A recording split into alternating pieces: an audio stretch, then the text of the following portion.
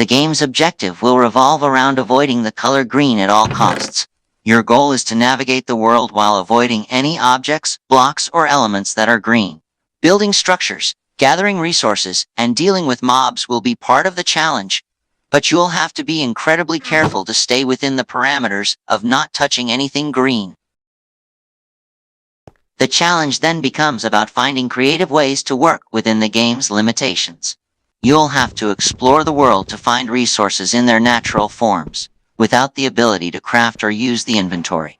This could involve mining and harvesting straight from the environment, or perhaps you'd adopt a nomadic style, scavenging temporary shelters and tools. It's about thinking outside the box and relying on resourcefulness and wit rather than standard game mechanics. Yes, in this challenge, the inventory will also be green. This adds an extra layer of difficulty, as even seeing the inventory can be a reminder or distraction of the very color you're trying to avoid. The challenge then also becomes about how to effectively navigate the game without relying on the inventory or crafting system. You'd have to memorize the location of resources and use the environment directly instead. If you accidentally touch anything green, you'll likely have to restart the game or face some other consequence.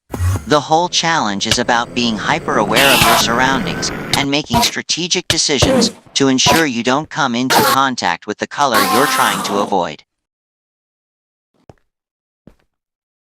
Green is a color that is typically associated with nature, grass, trees, certain plants, etc. It is located between yellow and blue on the visible light spectrum, opposite purple on the color wheel, and has a wavelength ranging from about 495 to 570 nanometers. The exact shade of green can vary from a bright, neon-like hue to a deep, rich, emerald color.